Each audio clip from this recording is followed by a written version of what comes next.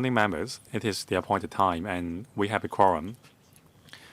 Welcome to today's meeting of the panel on financial affairs. Item 1, information papers issued since last meeting.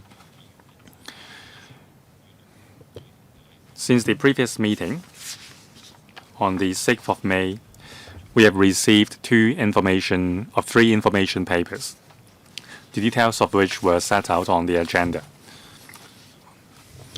One of the information paper is the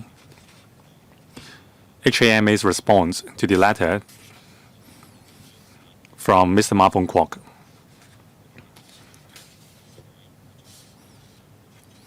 Now, the HKMA is reporting to this to this panel on a regular basis. So on that meeting, we shall discuss the letter and the response as well. Item 2, items for discussion as the next meeting. The next meeting is scheduled at the 8th of July 2024 on 10:45 a.m. The government has proposed two items for the July regular meeting. First, developments of family office business and implementation of the new capital investment entrance scheme. Second, proposed stamp duty waiver for the transfer of real estate investment trust units and shopping business performed by options market makers. Members, are the two items agreed? There being no objection, the agenda is set. Item 3, briefing by the Financial Secretary on Hong Kong's latest overall economic situation. We will now invite the officials to come in.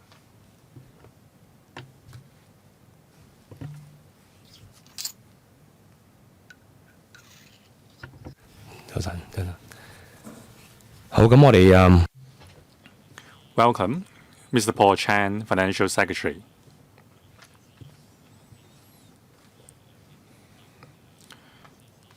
I also welcome Mr. Willie Choi, Administrative Assistant to Financial Secretary, and Mr. Adolf Leung, the Government's Economist.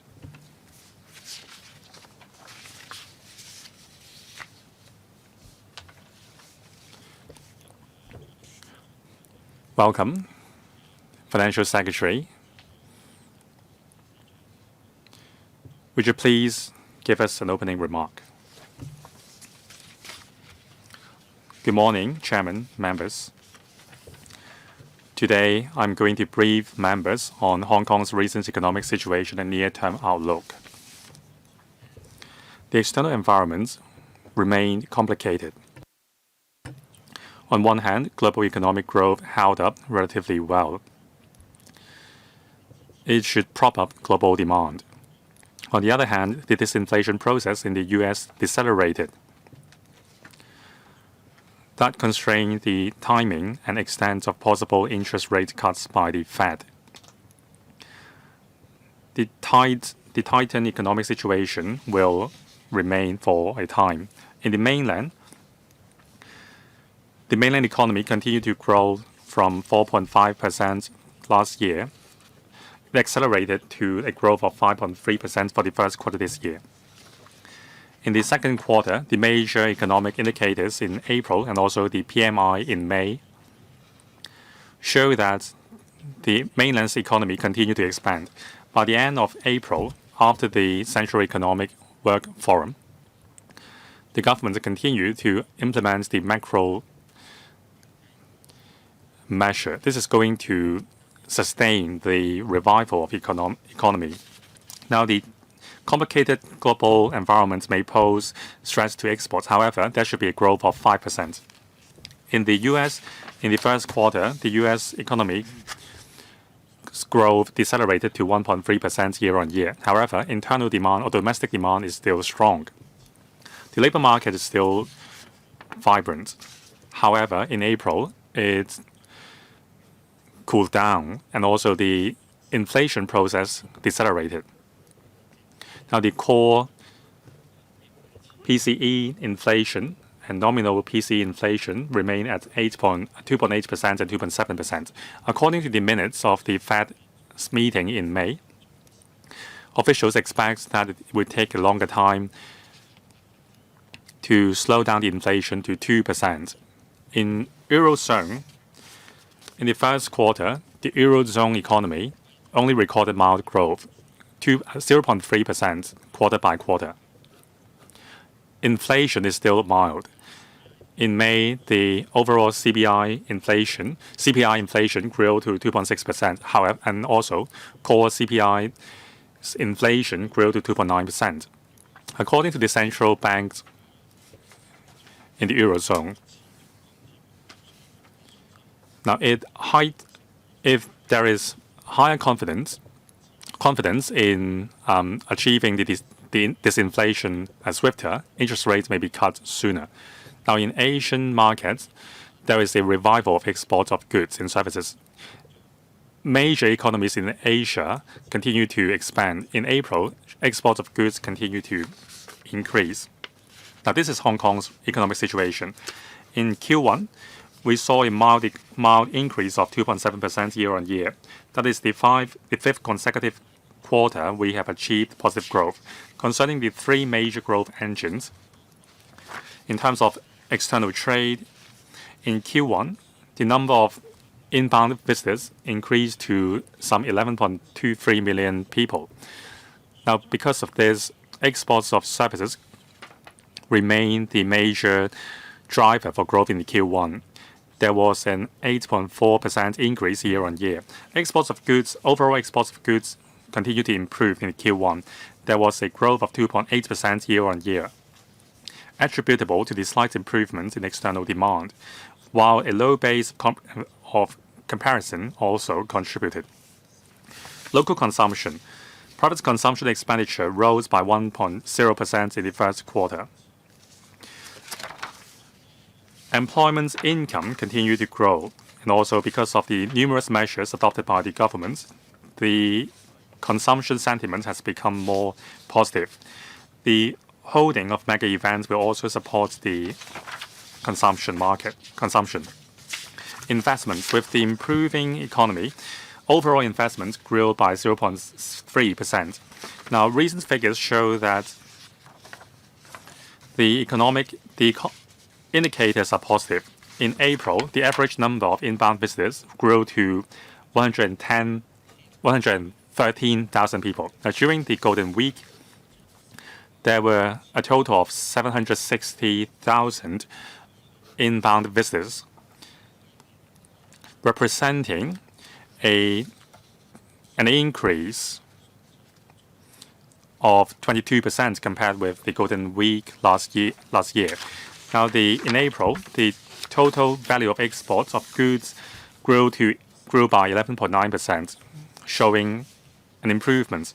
However, the total consumption goods commodities value recorded last week dropped by some 10%. The reasons were multifold. Now, in the Easter holiday this year, many Hong Kong residents traveled abroad. This reduced their sentiments of consumption before and after the traveling. Now, with the resumption of cross-boundary travel and also the better sentiments, the base figure was higher. Concerning the labor markets remain tight. The seasonally adjusted unemployment rate stayed low at 3% in February to April, slightly higher than the 2.9% in the fourth quarter of 2023. The underemployment rate also remained at a low level, edging up from 1.0% to 1.1%. In the first 4 months this year, the inflation in CPI grew mildly. Now, netting out the effect of the government supporting measures, the headline inflation rate was 1%, or the underlying inflation rate was 1%. Last year, the fourth quarter was 1.6%. Now, we are still at a high interest rate environment. However, since the end of last year, the seasonal demand for HKD investments receded. HIBOR edged down since the beginning of this year. The total amount of deposits by the end of March dropped by 0.2% compared with the end of last year. Hong Kong dollar deposits increased by 0.1%. It shows that there is not a significant or there is non-existence outflow of capital. Now, because of the vibrant stock market, the exchange rate of HKD rebounded towards the end of last year. On the 31st of May, the total amount of deposits held by the banking sector was $44.9 billion. Now, at the beginning of this year, the Hang Seng Index was affected by the expectation of rate hike. Now, because of the faster pace of recovery of the mainland economy and also a number of measures announced by the central authorities on enhancing connectivity of the stock markets, the sentiment improved.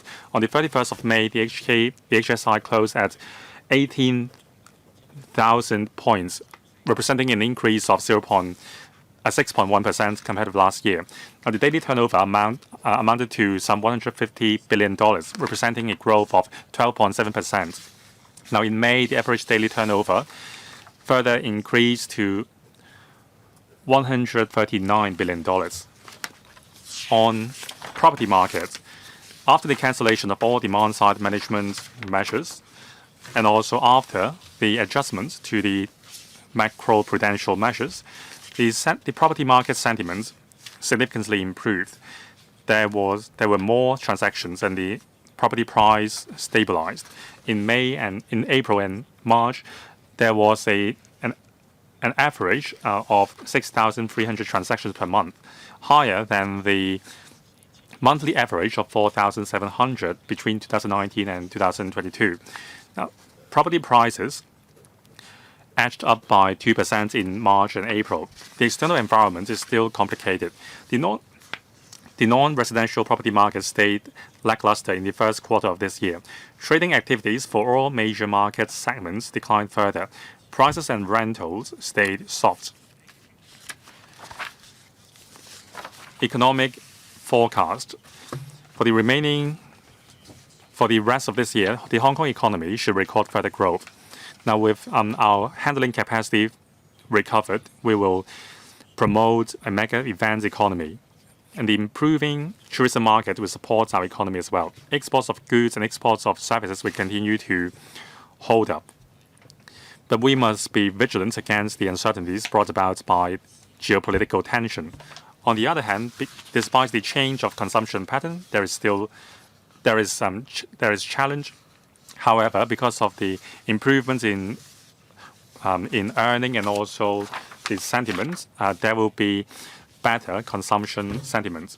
And also, the better economy will provide support for investment in fixed capital assets. However, the tight financial markets will remain, and it may affect confidence. According to the current trend, we maintain our earlier estimation that the real GDP growth forecast for 2024 as a whole is maintained at 2.5% to 3.5%. We will continue to monitor the situation, and in the middle of August, we will update stakeholders on the growth. Now, in terms of inflation, overall inflation should stay contained in the near term. Domestic cost may face some upward pressures as the Hong Kong economy continues to grow. External price pressures should remain on a broad downward trend. The forecast rates of underlying and headline consumer price inflation for the year are maintained at 1.7% and 2.4% respectively. Chairman, that concludes my report. I welcome questions and views from members. I and my team will be pleased to take the questions. Thank you. Thank you, Financial Secretary, for the presentation. I'll now open the floor to members to ask questions. I will assign a 4-minute time limit. Let me remind members that because the Financial Secretary has other commitments, please observe the time limit given. I'll now read out the order in which members are going to speak. Dr. Johnny Ms. Kamen Khan, Mr. Adrian Ho, Dr. Tan Yue Heng, Mr. Jeffrey Lam, Dr. Wendy Hong, and Mr. Chen Kin Po. Dr. Johnny please. Thank you, Chair. The Financial Secretary talked about the overall economic situation. We did see some improvement, but there are still uncertainties. I understand that the Financial Secretary recently visited the United States. What do you know about the sentiments in the West about the future development of the economy in Hong Kong? That's my first question. And it was said in the two previous budgets that new industries will be developed, and I am very concerned about Web 3.0. The exchange cycle has passed its 1-year mark, and we see a lot of overseas capital and talents that have already come to Hong Kong. And for SMEs, they have been trading in virtual assets in the amounts of over hundreds of millions. But recently, there have been news reports saying that overseas exchanges cannot obtain licenses in Hong Kong. I want to ask how the administration is striking a balance between protection and development. That's my second question. My last question relates to the market situation. I understand that in March, a large construction company closed down, and the administration was aware of that and had some contingency plans. And I understand that recently another large construction company may go into liquidation.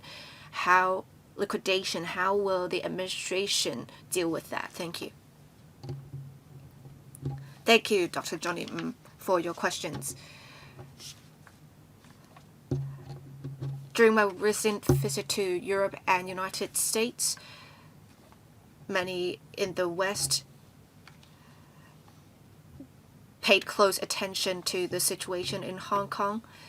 Of course, many of the news reports in the West would say that Hong Kong is doomed, but then we have objective data that would show otherwise. And people are very confident about the development of the mainland and the Greater Bay Area. So with public officials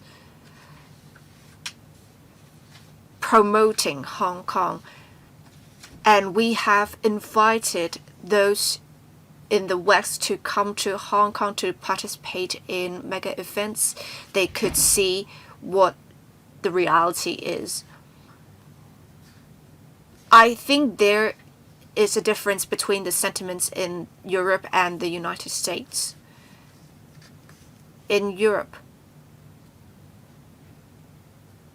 they are very much positive about investing in China. But for the United States, due to geopolitical tensions, it may not be the case. We will continue to try to attract funds from Europe and the United States. I believe as long as we provide good returns, people would want to invest in our market. Regarding licensing for virtual asset trading, we have implemented consistent standards with regulation. I will not comment on the specific operations of one or two particular exchanges, but I am still very optimistic about the development of virtual asset trading in Hong Kong. Thank you. Well, perhaps you can speak for the second round in relation to the third question. Ms. Kamen Khan. I would like to thank the Financial Secretary for rising up to the challenges due to geopolitical tensions. We have been aiming to expand the domestic market, and this year is the 10th anniversary of the Connect schemes. We have on 29th of April, the CSRC, China Securities Regulatory Commission, has launched a number of initiatives, and the stock and other asset trading counters have been included in the Stock Connect schemes. And I understand that with some of the registration initiatives put in place, 72 companies have come to Hong Kong for IPO. So I want to ask, how can we seize more opportunities for the RMB counter? Regarding stamp duty for market makers, they will be entitled to a waiver. So how can we attract more companies to set up RMB counters? If we have RMB denominated stocks, we really need the infrastructure in place. So we need to implement the incentives for companies to set up RMB counters. And recently, members went to the ASEAN countries. ASEAN countries are very interested in the market in Hong Kong, and we can act as a super connector to allow secondary or even tertiary listing for companies so that they can reap the benefits of self-bound connect schemes.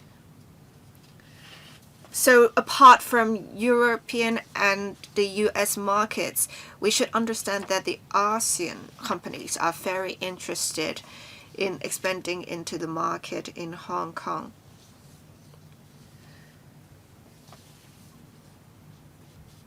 I think we should also facilitate more two-way transactions in Hong Kong. Thank you. Thank you, Ms. Carmen Khan. We are implementing the initiatives of the CSRC. We are aiming to implement such as soon as possible. As for stocks that are denominated in RMB and Hong Kong D, we right now have 24 of them. We are seeking to expand the options offered so that more companies will be willing to set up such counters to provide more investment options. And we have also been striving to include these stocks in southbound connect schemes so that investors in mainland can also take advantage of the opportunities. We have been implementing such initiatives, but we are currently liaising with the relevant authorities on this. ASEAN market is, of course, a market that we want to tap into. We have many quality companies in those markets that we want to attract to Hong Kong. We do need to maintain our advantage in the US and European markets, but we are looking to expand the ASEAN market. With the members of the council visiting the ASEAN countries, the chief executive and other public officials have also visited ASEAN countries, and we do see that they are very interested in coming to Hong Kong. Thank you, Mr. Adrian Ho. I would like to thank the Financial Secretary for giving such a comprehensive presentation. I appreciate the Financial Secretary's efforts so far, and I am quite optimistic about the future economic outlook of Hong Kong. But some in the retail sector are concerned because they are afraid that the recovery is slower than expected. In fact, from our retail figures in April, they have shown that the retail sector is indeed struggling, and they have been struggling for quite some time. I don't think there is a single factor at play. There are multiple factors. One, there's the adverse weather conditions, and in fact, we have some very high costs for the retail sector, rent and whatnot. There's also competition from online retailers Does the Financial Secretary have any plans to reinvigorate the retail sector? Are there any plans to increase the duty-free allowances of visitors coming from the mainland? Perhaps will we also expand further the individual visit scheme? Thank you. Financial Secretary.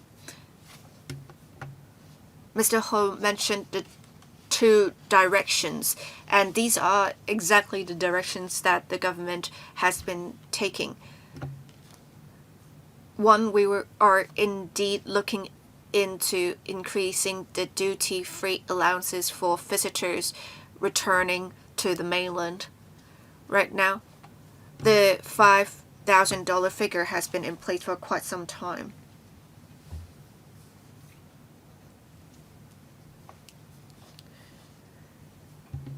We have been liaising with the central authorities on this. We do see much support from the mainland so far. And I believe they will take into account our needs. Once we have any updates, we'll report them to the Council as soon as possible.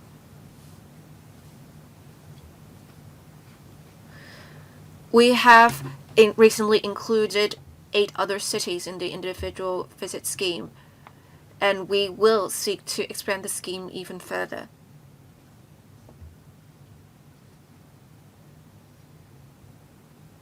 While we do understand that we should have more such policy support in place, we should be prudent in the effects or potential impact of these measures. So we will continue to review the situation if necessary. Thank you, Dr. Tan Yue-heng. Thank you, Chair. Thank you, Financial Secretary. It was said earlier that there have been changes in the consumption patterns, and it has brought some challenges to the economy. And according to research, in January, there has been an increase in consumption, but then in April, there has been a decrease in consumption of 14.7% in multiple areas. There may be multiple factors at play. As you may know, many citizens of Hong Kong have gone to the mainland for consumption, and there are a lot more options for mainlanders as well. I believe the situation may persist for quite some time, or even it may get worse. With the government having more measures to boost market sentiment, this should also boost private consumption. So my question is, as we have more exchanges with the mainland and the transportation options are getting more convenient for citizens of Hong Kong to get to the mainland, they have many options that are more affordable, and they have offered better services, essentially. It is hard to reverse this trend of people of Hong Kong going to mainland. So how can we instead promote two-way consumption?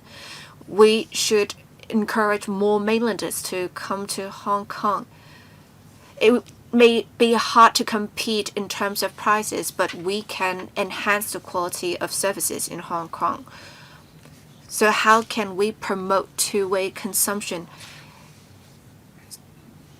to enhance the contributions of consumption to GDP in Hong Kong? Thank you. Financial Secretary. Thank you, Chairman, and thank you, Dr. Tan. Now, what you said was true. That is the fact. However, we have our unique attractions. We never compete with others in terms of price. We compete with others in terms of the quality of our goods and services and the experience we offer. So I think various sectors, be it retail or catering, we all need to transform and enhance our competitiveness and increase the cost to value of their products.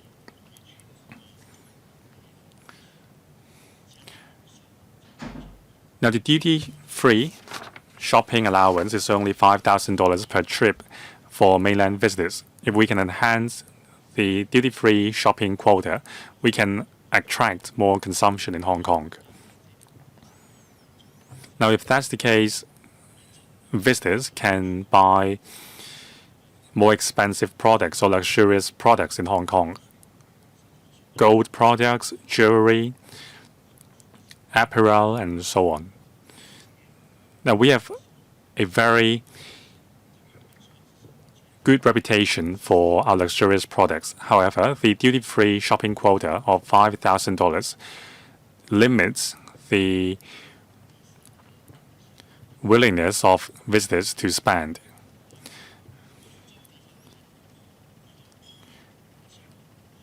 Now, the consumption patterns of visitors from our neighbors and from afar are different, so we need to cater for more visitors and various consumption patterns. And we can have more visitors from provinces further away from Hong Kong. They would need to stay in Hong Kong overnight, and they would have the opportunity to get a taste of more of our experience. Next, Mr. Jeffrey Lam. Thank you, Chairman. Financial Secretary. Globally, we have a very complicated geopolitical tension and poor economy. It is very, very, very difficult to run a business in Hong Kong. As mentioned by another member, we have seen companies closing down in Hong Kong recently. Now, over the past 2 years, they struggled to stay afloat, and they accepted orders at a low price because they want to keep their employees employed. Now, with everything becoming more expensive, they can't stay afloat anymore. So how can we help these companies to survive? We can't afford to see one company closing down after another. And I'm grateful for the central government for designating more provinces and cities under the individual visit schemes. Now, there are still several IVS cities which we don't have direct flights with. There are direct flights from mainland airports to Hong Kong, but not the other way around. So can the AA arrange direct flights back to their hometowns? If the visitors can't come to Hong Kong, we won't be benefited from the IVS. Now, I have many friends in the ASEAN countries and in the Middle East. They have established family offices, but they are very low-key people. That is a huge opportunity for capital and investment. Now, some of these friends are very interested in becoming investment immigrants or joining the new capital entrance scheme. Now, the $30 million can be spent on renting office premises. But some of my friends ask whether they can spend the $30 million on private residential property. Some of them want to become homeowners in the city. So can the Financial Secretary answer the question I ask on behalf of my friends? Thank you, Chairman, and thank you, Mr. Jeffrey Lam. Mr. Lam mentioned about the possibility of more companies going under. So allow me to elaborate. The performance or the situation of individual companies, forgive me for not commenting on them for obvious reasons. Now, sometimes when individual companies experience financial or liquidity difficulties, we need to see why is that. Actually, for the construction industry, the government has been spending more on capital works projects over the past 2 years. So there should be good business for construction companies. If a company still goes under, then we have to understand why it is so. Is it because of poor management? So forgive me for not commenting on individual cases. Now, before joining the government, I was an accountant. So when I look at the financial records of the companies, sometimes the companies would be suffering a loss because of poor investments in the stock market. So I don't think the financial difficulties experienced by one construction company is representative of the situation of the entire trade. Now, of course, we will ensure that the performance of one company cannot affect the overall progress of our capital works projects. Concerning whether we can allow applicants under the new capital entrance scheme to spend parts of their investment quota on private property. Now, we don't have that plan yet. The private property market is more sensitive.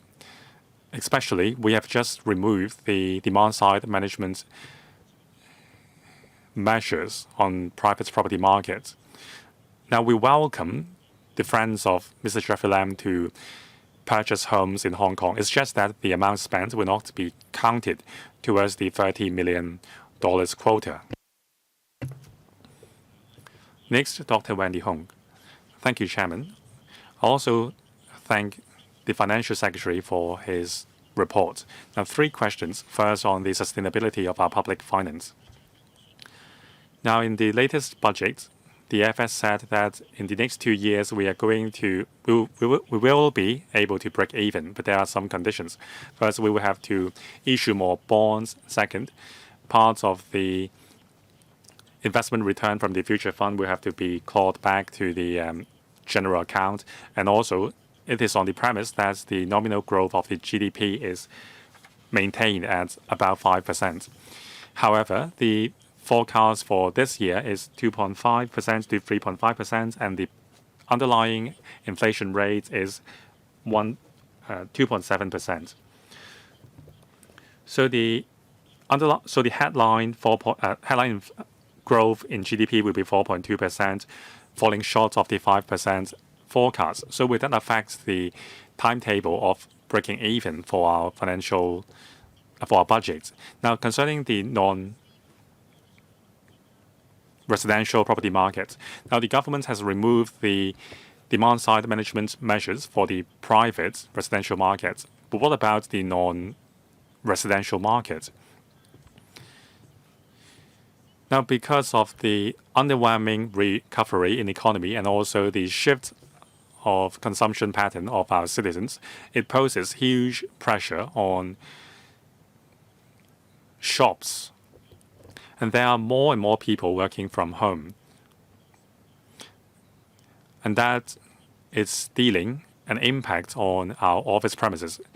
There is an increasing supply of office spaces in central Kowloon. And we have seen several land sale tenders being withdrawn. So concerning office premises and retail premises, are we seeing a structural change? Now, for non-residential properties, is there a serious situation of bank calling loans or negative equities? Now, can we adjust the market through urban planning and supply adjustments? Now, third question, the FS said we have a tight labor market. Actually, Hong Kong's labor participation rate is the lowest among all the Asian economies. We are lower than that in Japan, South Korea, and Taiwan, and the mainland by 10 percentage points. And the drop is continuing.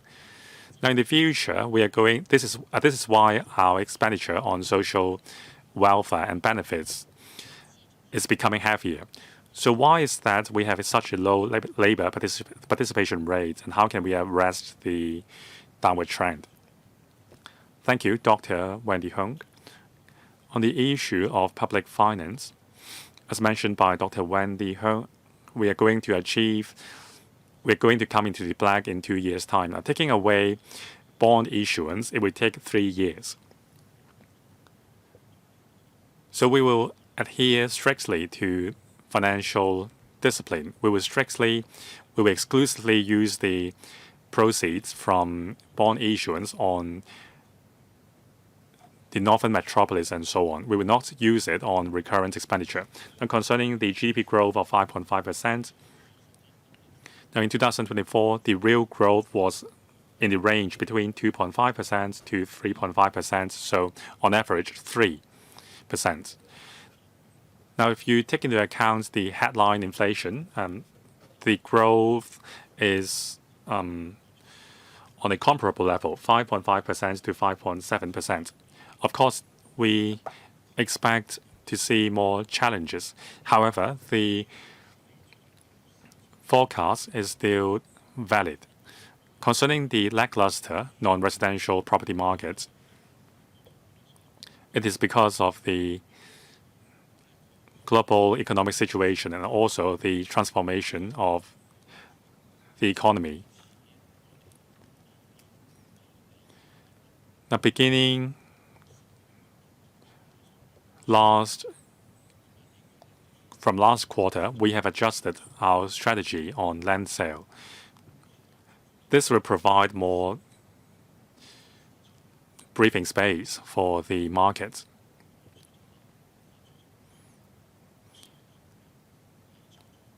Now, the demand of the market on residential or non-residential property market would fluctuate in phases depending on interest rates and other reasons. Sometimes there is a pendulum action. So the government would adhere to the principle of maintaining land supply. When we have created land, we can put them out for sale at opportune times.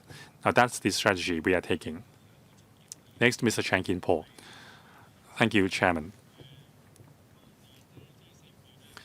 In April and May this year, we have seen an apparent improvement in the property market. And after the cancellation of the demand-side management measures, there was a monthly average of 3,000 to 6,000 transactions in March and April. So for the stock market, the Hang Seng Index closed at 18,000 points, an increase of 20%. Now, the turnover volume has reached $140 billion. And just today, we have seen an increase of 400 points. So these are all good signs. So when the stock market is vibrant, the government will receive much more tax in terms of stamp duty on stock transfer and also property transfer. So will that affect the forecast in the budget? Second, the government has been very eager to tap the Middle East market. In fact, many Middle Eastern companies are going to establish a presence in Hong Kong. So can the government brief us on the progress? Thank you, Mr. Chan Kin-po, for your questions.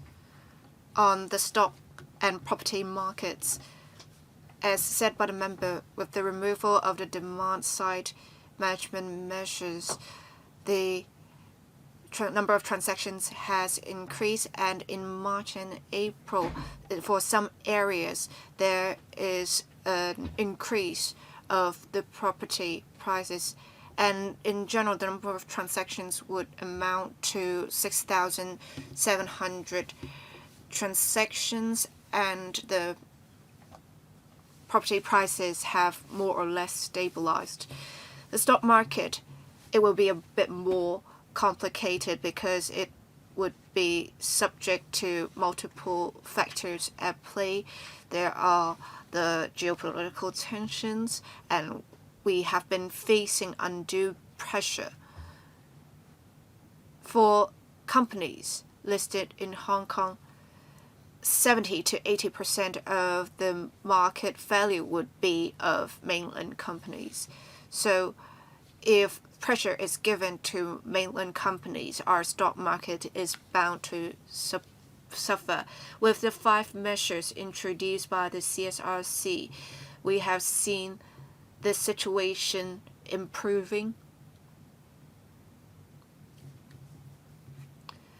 But with the conflict between China and the US, we are bound to see fluctuations. With this smearing and undue pressure given by the US, we may be affected. So what we can do is to practice prudent management of the financial system. We are also working to attract people to come to the stock market by improving our listing regime so as to invigorate the stock market. We have also been, as the member said, expanding the Middle Eastern market. We have some ETF products. I think would amount to approximately $1 billion. Now we're trying to attract Middle Eastern funds to come to Hong Kong. We hope to have double the funds that we are currently investing in the Middle Eastern market to come to Hong Kong. All right, thank you, Financial Secretary. I'll draw the line here. Next, Dr. So Cheng Wing, the Deputy Chairman. The Financial Secretary has been working very hard, and in this year's budget, I think many good measures have been proposed. The Financial Secretary also went on visits to promote Hong Kong,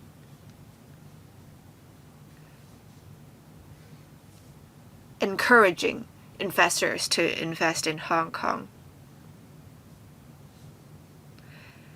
I ask other departments of Hong Kong to follow the Financial Secretary's lead. I appreciate the Financial Secretary's efforts so far and the achievements that you made.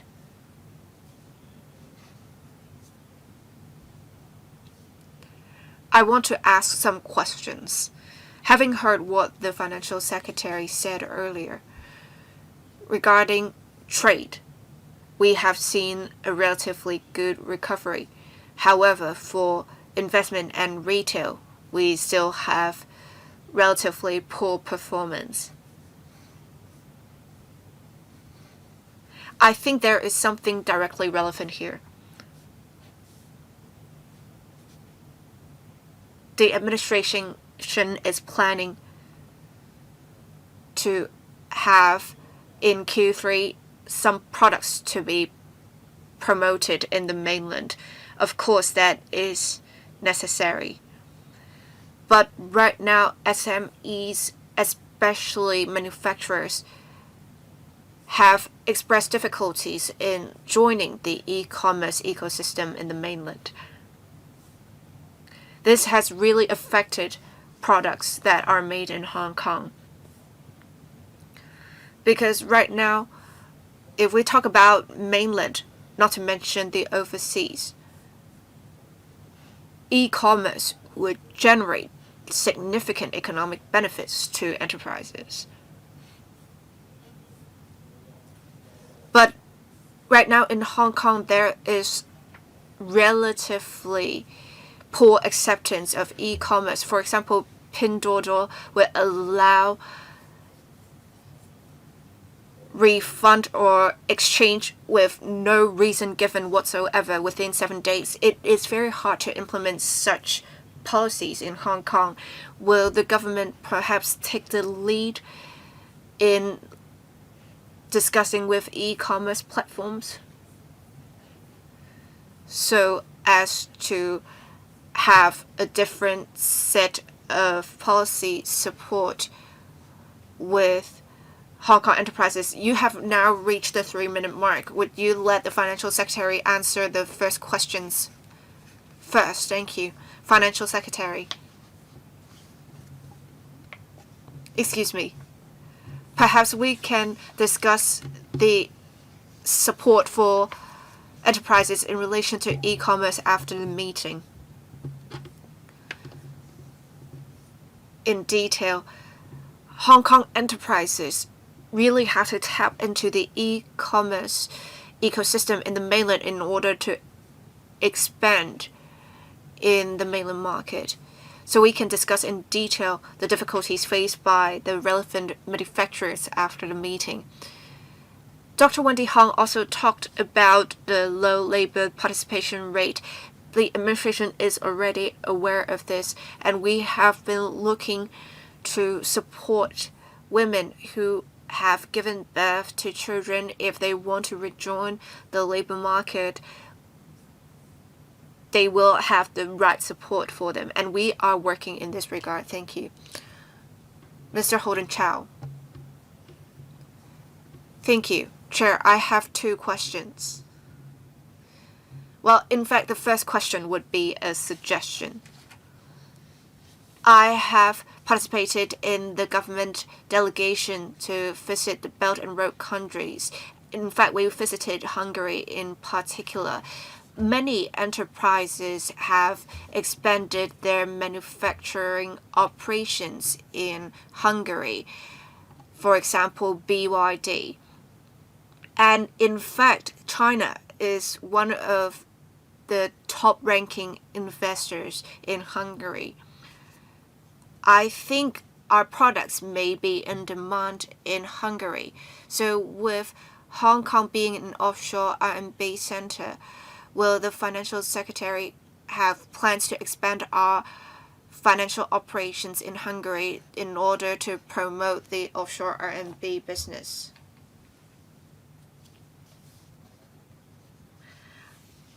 I also heard other colleagues mention this, and the Financial Secretary did mention this for CIES.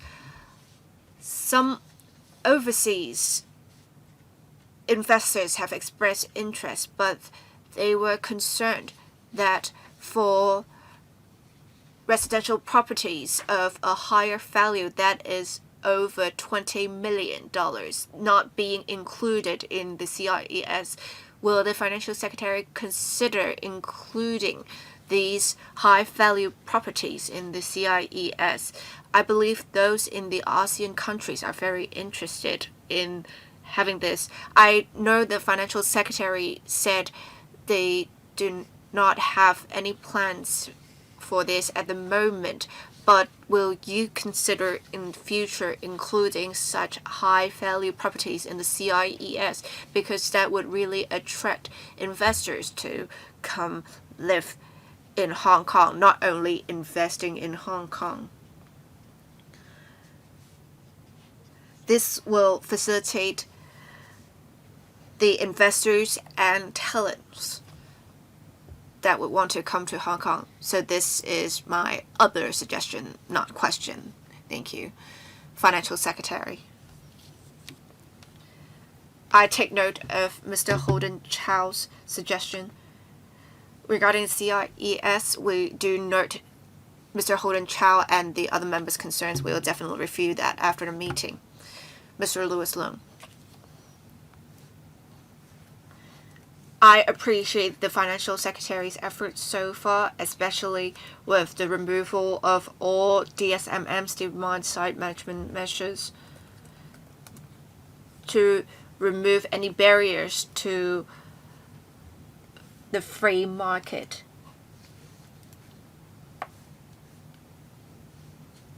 And we have seen in the past 2 months when the number of transactions has risen but the property prices have not. I believe that is exactly what the administration hoped to achieve. Regarding companies closing down, that's what the other member mentioned. Of course, we should not talk about the specific companies. But I would say this. I am concerned. I am afraid this may not be limited to one or two companies. It may be a general situation.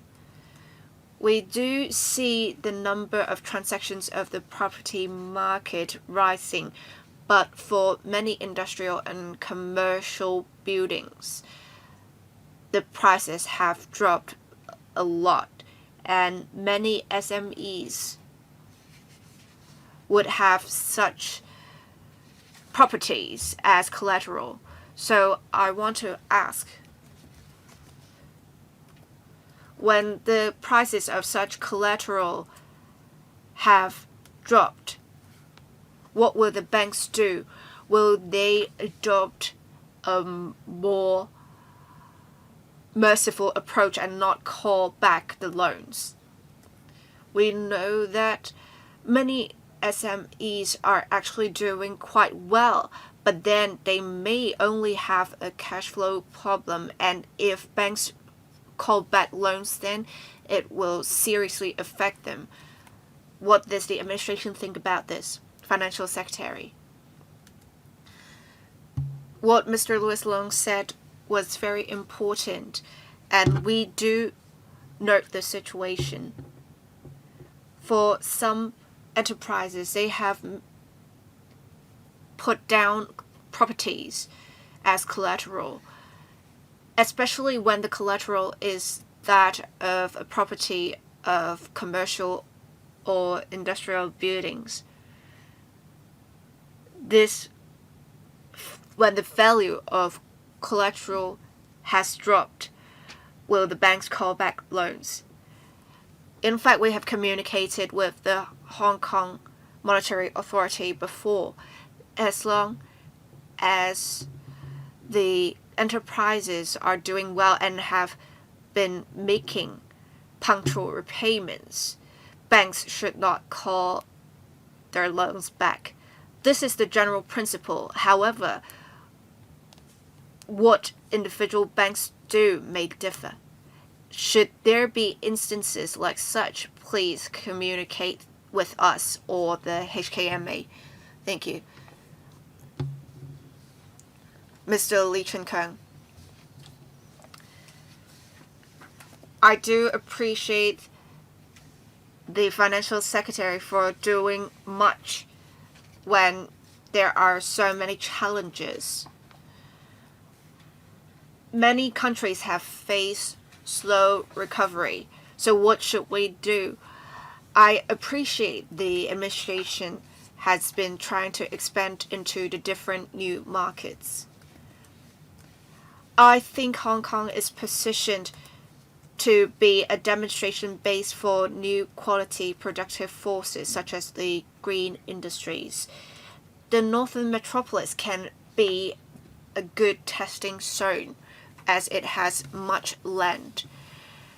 I think we can have some demonstration galleries in the Northern Metropolis to showcase the new products of Hong Kong and for people to know about the latest developments of the country.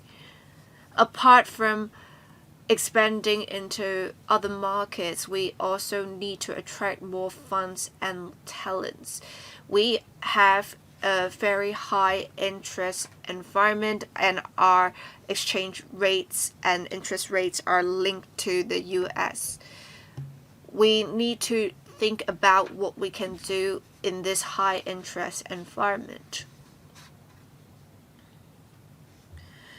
How can the administration help enterprises in this high interest environment? For example, for the opening of bank accounts, it's very difficult at times. Can the administration communicate with the HKMA or other departments to remove any barriers? Thank you. Financial Secretary. Thank you, Chairman, and thank you Mr. Lee, for your suggestions.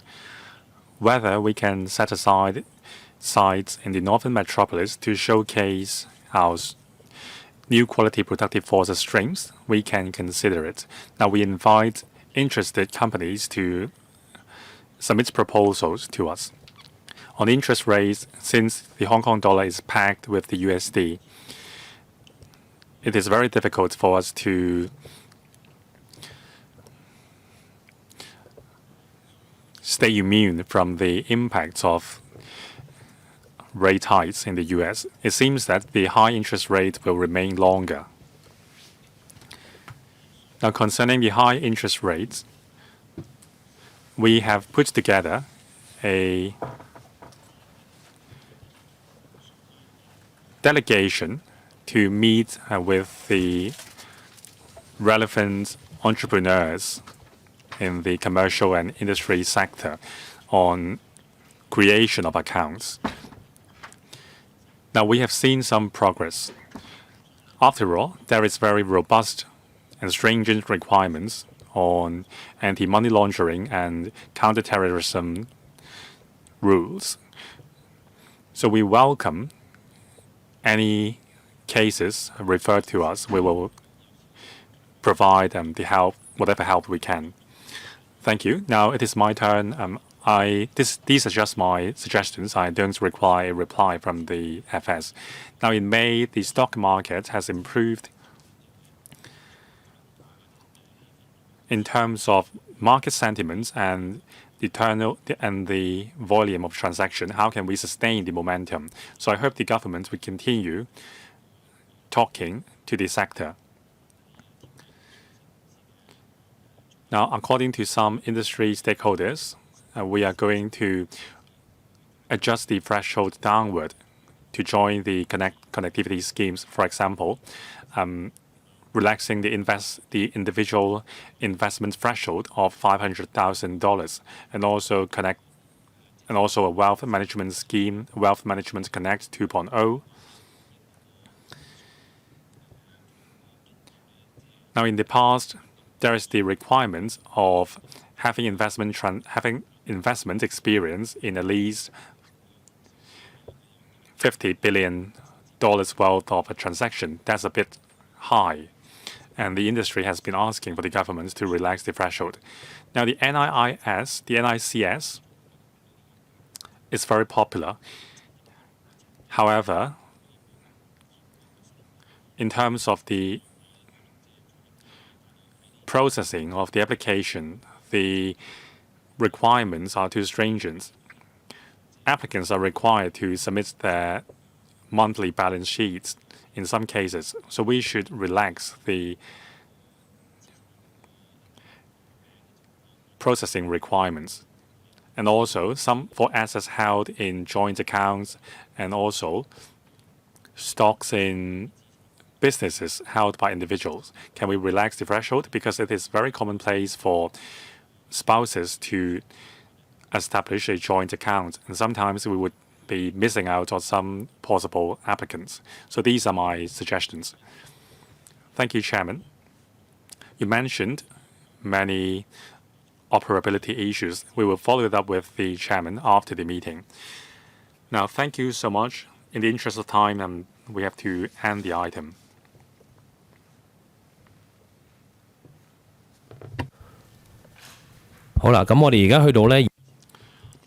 Moving on to item 4,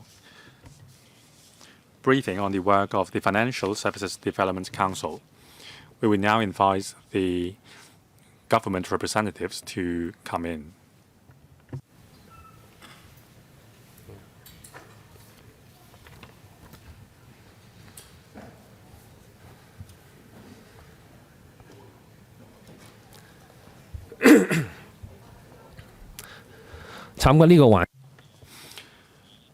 In attendance of this item, we have Mr. Joseph Chan, Under-Secretary for Financial Services and the Treasury, Mr. Lawrence Lee, Chairman of the Financial Services Development Council, and Dr.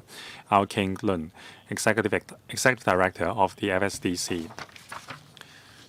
So we welcome the representatives for attending this meeting. We will now invite Mr. Lawrence Lee, Chairman of the FSDC, to give us the report, and then we will invite the Undersecretary to give us a short speech. Chairman, please. Thank you, Chairman. I thank members for giving me this opportunity to report the annual work of the FSDC. I also thank the government, members, and the wider industry for your support for the FSDC over the last 11 years. This gave us a sound foundation to continue discharging our duties. The FSDC will continue to formulate measures to strengthen our position as an international financial center. Now, this is a high-level and cross-sectoral advisory body to engage the industry and formulate proposals to promote the further development of Hong Kong's financial services industry. The FSDC seeks to deepen Hong Kong stock market's connection with the world, and through a multi-pronged approach, we will promote Hong Kong's competitiveness as an international financial center. In the following, I will focus on our promotional work.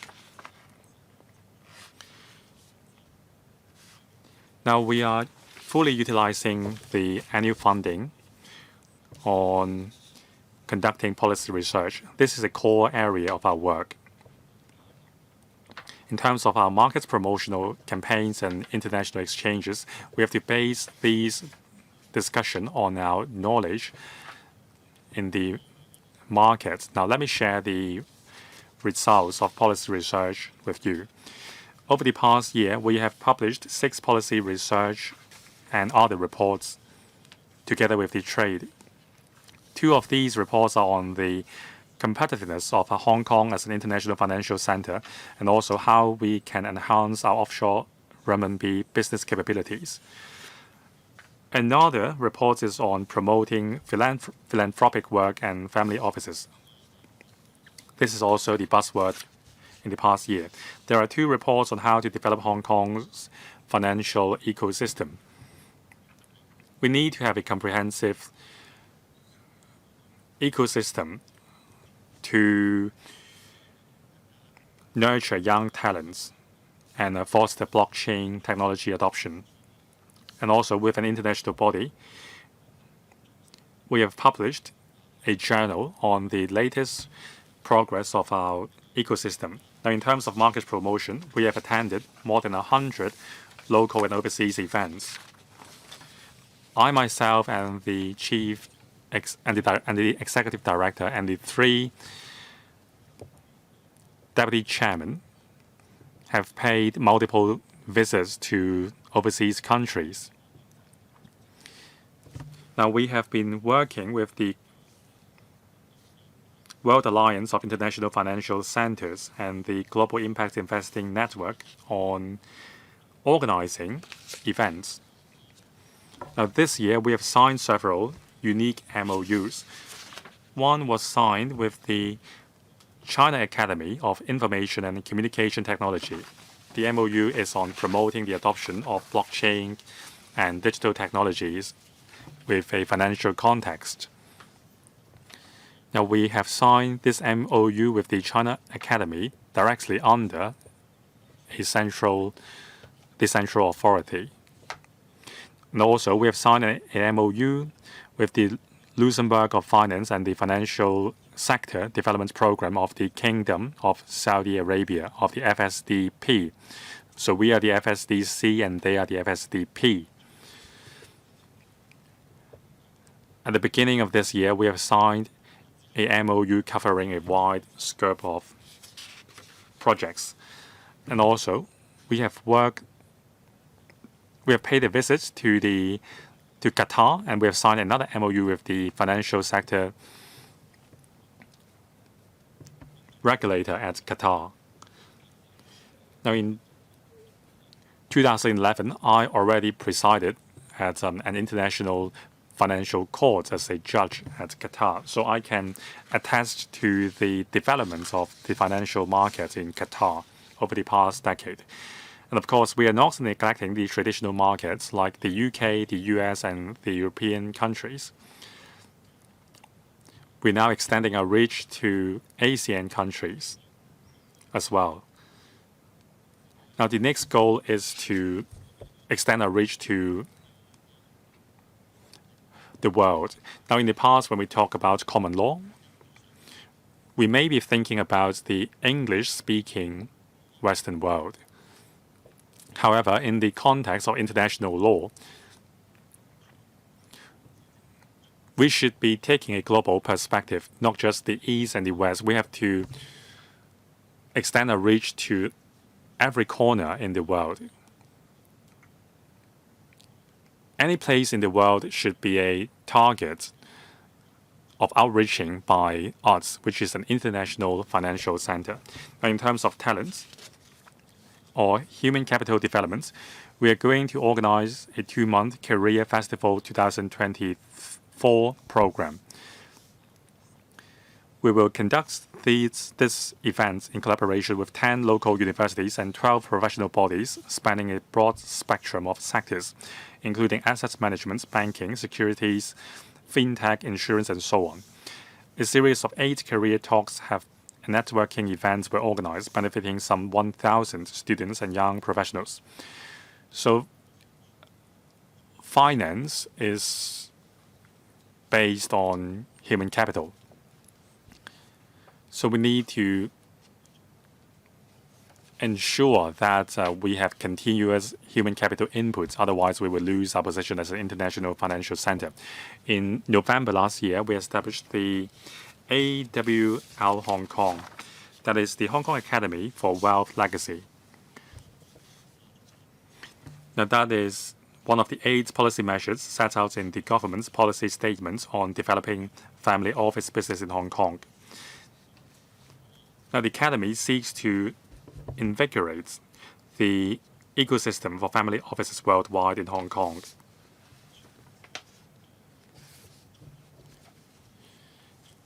Now, usually, family offices would only have one headquarters in the world. So imagine if you are a business principal in the family office, you would naturally want a place which can allow you to invest in global assets. So Hong Kong is poised to become such a place. So that concludes my report of our work in the past year. In terms of the way forward, in this year we will continue our efforts on conducting policy researches and deepening our connectivity or connections with other financial markets and diversify our portfolio. I remember 2 decades ago when I returned to Hong Kong, we were already saying that as an international financial center, we need a diversified market more than just stock and securities. We need to find the latest growth points globally. 10 years ago, there were a lot of interest in venture investment and so on. Now we need to stay ahead of others in terms of finding the new growth points. Now, besides human capital, innovation is the other pillar of our strength as an international financial market. So that concludes my report. Once again, I thank members and the government for giving this opportunity to the FSDC to participate in Hong Kong's drive to become an international financial center. This is a great era, and I thank the government and members for your long-standing trust in me. So let me hear from the government. Thank you. I'll ask Mr. Chen to give a short speech. Thank you. I would like to thank the members' support for the FSDC and Mr. Lawrence Lee. We have been executing various areas of their functions well in the past year. On policy research, in 2023-24, we have published reports that are of concern to the sector, which would relate to boosting market liquidity and diversity, fostering blockchain technology adoption, enhancing offshore RMB business, and advancing the family office sector. The government is closely following the advice of the FSDC and has been seeking to boost the financial sector. In fact, we have implemented the various initiatives in the policy statement on developing family office businesses in Hong Kong. We have implemented the tax incentives. We have expedited the vetting of applications. We have introduced the CIES. We have also set up the HKAWL. In October of last year, we have the relevant talent scheme that would encourage students from Hong Kong and mainland to intern at different financial enterprises. This will help expand the talent pool. It has 150 places and 30 odd enterprises in the mainland and Hong Kong have participated in the scheme. Regarding Wealth Connect 2.0, it has been officially launched in this year. It has expanded the quota for investment, lowered the relative entry threshold, and have implemented some testing arrangements for Greater Bay Area cities. We have expanded the companies available, and we have relaxed certain restrictions on promotion. The government also recognizes the work of the FSDC in human capital development in 2023-24. The FSDC has participated in over 100 sessions and have been liaising with stakeholders such as the China Academy of Information and Communication Technology, the Luxembourg of Finance, and the Financial Sector Development Program of the Kingdom of Saudi Arabia, as well as the Qatar Financial Center Authority. MOUs have been signed to facilitate cooperation. Also, the FSCC organized a 2-month Career Festival 2023 program.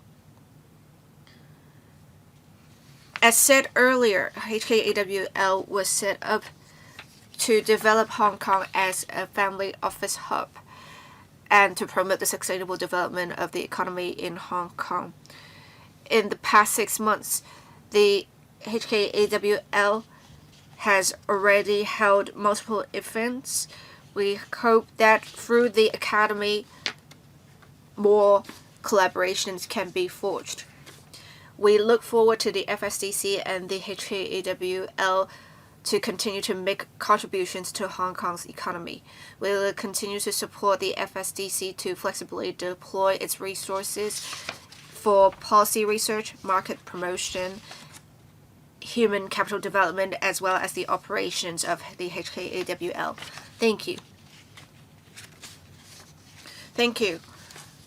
I'll now open the floor to members to ask questions. I'll now read out the order in which members are going to speak. I'll assign a 4-minute time limit. Dr. Johnny Ms. Carmen Khan, Dr. Tan Yueheng, Dr. Wendy Hong, Mr. Holden Chow, Mr. Teng Fei, Dr. Johnny Thank you. I would like to express my appreciation for the work of the FSDC. FSDC has produced many very quality research studies. I understand that 2 consultative committees will be set up. That is one on Middle Eastern and ASEAN connectivity, and the other would be on the future developments of the economic situation. Who will be the members of the committees? There's much work to be done, so I want to ask, how will these consultative committees recruit the right people as members. On HKAWL,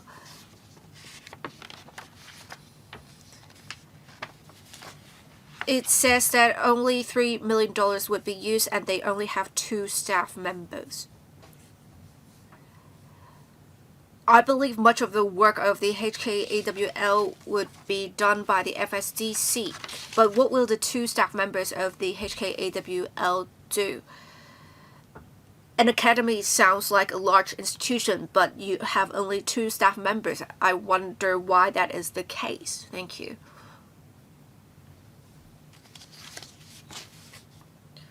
I'll be brief.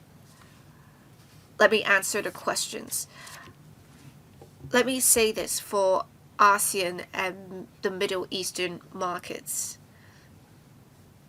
In order to expand into the markets, we do understand that there are a lot of institutions are already doing such work, but we want to make sure there is in-depth connectivity. It's not just about investment or recruitment of companies and funds. It's about getting into the culture of these markets. It is with deep understanding, and only with deep understanding, that we can tap into the markets. It's not just about the financial market.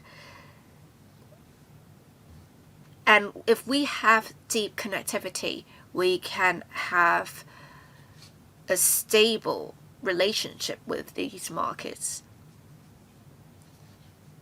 And we plan to have members who not only deal with business in these markets, we hope to have people who have actually worked in these markets, who have experience and network in these markets that can be of use.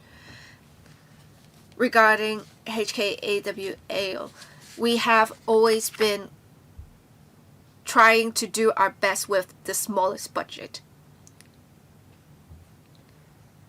We wish to have achievements in order to show that we can do it. And in fact, I've recently communicated with the institution, a similar institution in Singapore. They would grant degrees or qualifications at the academy. So I think what we can do is that we can work with tertiary institutions in Hong Kong.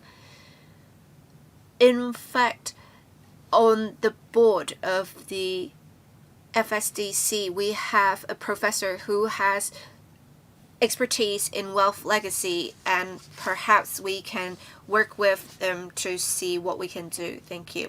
Sorry, I took up much time. I'll now let Mr. Joseph Chan speak. Thank you. For the HKAWL, apart from the board, of course the board members would be able to provide much help and advice, and for the members of the consultative committees, they will be able to provide much help. As the committees or the HKAWL would be under the FSDC, we have put them under the FSDC to create synergy effects, and this is why we have such structure. Thank you. Ms. Carmen Khan. On 5th of June, I actually raised a written question on the development of the financial market in Hong Kong. The FSDC was established 11 years ago. It was established in a very much different context than what it is now. I believe the government back then was to make the FSDC as a statutory body like the TDC, giving it much power for high-level consultations and to enhance exchanges with the financial sector and boost the development of the sector. So I'm asking, will the administration still has the same vision today? This is my first question. In 2018, it has been restructured as to become a company limited by guarantee. What is the enhancement in this regard by doing that? I want to ask also for the budget. It is difference. There is a difference of $9.6 million. I'm not just asking the council to save costs.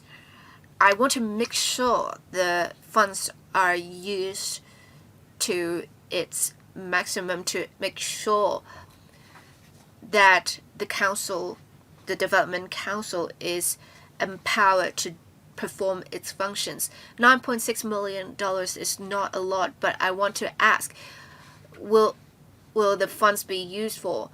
Will most of them be used for policy research, or is it the case that most of them will be used for the HKAWL? Thank you. Undersecretary, please. Thank you. Regarding the first question of Ms. Carmen Khan, as said before, the FSDC was established to be a high-level and cross-sectoral advisory body. And in fact, from our reports in the past few years, you should know that we have been specializing in policy research, market promotion, and human capital development. These policy directions have not changed. Before, it was just an advisory body, but in order to facilitate more flexible discharging of its function, as well as to facilitate its collaboration with other institutions, the FSDC has been incorporated as a company limited by guarantee from September 2018. Since the FSDC is now a company limited by guarantee, it is more flexible to work with other organizations to hold events or have other projects carried out. We believe this flexible approach would better facilitate in the FSDC in performing its three functions. We will continue to monitor the work of the FSDC to monitor the effectiveness of its performing its functions. Regarding the HKAWL, for the HKAWL, we have set up another subsidiary company under the FSDC. Again, it is to facilitate the flexible allocation of FSDC's resources. Regarding the use of the funds of the FSDC, much of it has been used in market promotion. Before, it may be limited to local events. In recent years, it has become a global effort, and some MOUs, as I mentioned earlier, have been signed to foster collaboration with other authorities. So we have used more funding for market promotion, and I would say the increase in funding would mostly be used in that regard. Ms. Carmen Khan, please be short because you are already past your time limit. Thank you. Let me say this. With you set up a subsidiary company, it would be going downstream, but I hope the FSDC will continue to remain a high-level body like the Tourism Board or the TDC, so as to ensure we have high-level exchanges with the sector. This is just a comment. Thank you. I hope the administration and the FSDC would take note of Ms. Carmen Khan's suggestion. We will now have Dr. Tan Yue-hung speak. Thank you, Chairman. My first question is on the budget for the FSDC. In 2020, 21, and 23, for 3 consecutive years,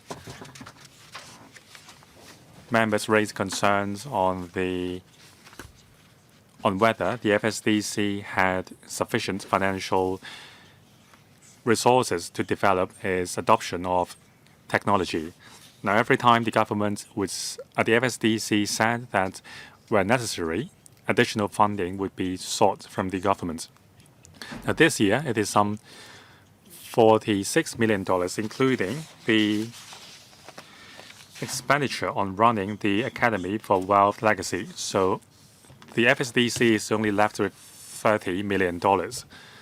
So for many years, the FSDC only gets $30 million every year, and it has not asked for more.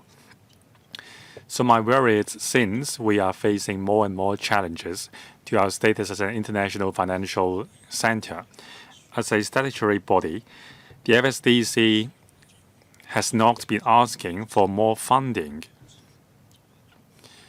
So will the limited budget suppress the growth of the FSDC and prevent it from doing a good job? And also, there are several work areas on policy, on market promotion and campaigns and so on. But I understand the major work of the FSDC is on high-level policy research. Now, last year, the government set up the working group on enhancing market liquidity. Now, it seems there is an overlapping of research themes between the working group and the FSDC. So how did the FSDC contribute to the work of the working group?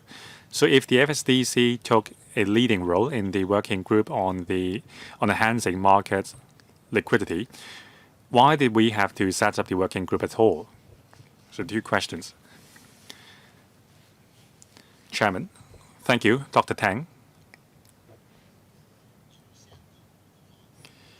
I often attempt to use my limited Putonghua to answer members' Putonghua questions.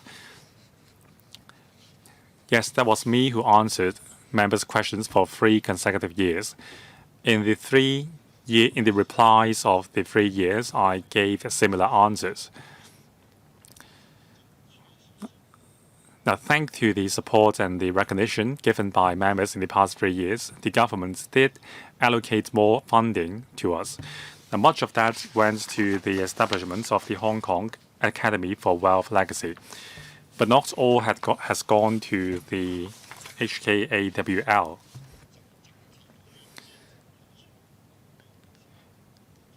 Now, because of the additional funding, we have more liberty in our operations. Now, if we need more funding, the FSDC will consider holding more international financial forums and exhibitions. We would like to have more limelight from the international media. We will ask for more funding if we are to organize more of such events. So this is not our core portfolio, but we will make sure that we are a party to these efforts.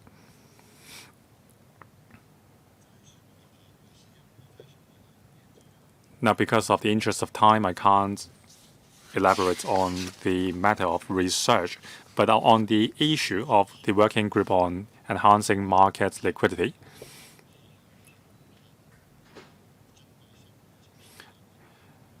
it is a group with a very targeted and specific terms of reference.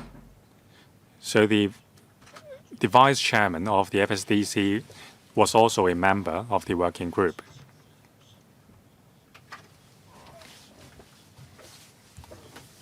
Actually, we have published a similar report with a wider scope of study. For example, adjustments to market microstructure and how does it affect the market's liquidity. So those recommendations will see results in the long run. So I believe that the future measures announced by the FSTB will be based on the recommendations made by the working group as well as the FSDC. Now, in the interest of time, I have to draw a line here. Dr. Wendy Hung. Thank you, Chairman, and I thank the FSDC and the governments for their reports. Now, two questions. This year, there are four main themes in this year's research studies, but I think you have left out one important area. That is the trading and financing for intellectual property assets. Now, one of our 8 major positions given by the country is to become a regional and international IP trading center. Now, to do that, we have to be able to help commercialize IP products and help its financing. While developing the IP trade, we can also enhance the financial services market to provide a new growth point. Now, currently, we have a lot of shortcomings in terms of IP trading and financing, including the lack of relevant IP talents, a lack of evaluation system, and also high market risks. Now, in your future studies, will the FSDC consider conducting a study on the commercialization and financing of IP products? Now, second, the HKAWL will study on impact investments and also incorporating philanthropic investments under the wealth management framework. Now, actually, we have quite a weak portfolio on impact assessment, impact investments, and green financing. We have potential to improve. Now, in terms of impact investment, the analysis framework is different from that of the traditional area of investments. In the traditional areas, we will only look at the balance sheet and so on. Now, for impact investments, the criteria is very different. So we should develop a demonstration project. Now, a year ago, the Hong Kong IC was established.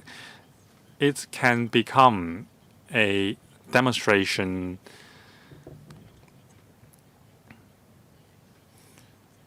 as how the government is using a strategic tool to drive long-term growth rather than aiming at short-term growth. Now, I suggest the HKIC establish a system, an assessment or an assessment framework on impact assessments and set out assessment items and publish them in the market regularly so that the HKIC can educate the community on impact investment. Chairman, thank you, Dr. Hung. Your questions are very in-depth, and I will attempt to answer them. First, on IP research and trading. In Hong Kong, we have a lot of trading and financing projects for IP, but usually it would be in the context of the entire companies. So the company's transaction would cover IP and financing for IP products as well. So we don't have an independent segment for IP financing and trading. So I and my team will study the possibility of this as well. Now, on wealth inheritance and impact investment, this is a very pertinent question. Now, we have a lot of family offices which are very knowledgeable in this area. We have quite a number of family offices with a deep root in Hong Kong. So they have forged their own path in impact and investments. They have very particular areas of interest. For example, let's say a family office is particularly interested in investing in improving the food chain. So they would specialize in investing in sustainable production of food and so on. So I will talk to my team and see whether we can invite family offices with these expertise to brainstorm. On the other hand, if the topic we set is of interest to the family offices, they would be eager to chip in as well. Mr. Holden Chow. I thank the chairman and the FSDC for their ongoing researches. So please keep it on. And also, according to Lawrence, one of our focuses as an international financial center is to retain the human capital we have. Now, previously, we had fewer IPOs in certain areas, and some industry players have left Hong Kong, at least in the short run. So that's the fact. So my suggestion is, since these talents are so important to Hong Kong,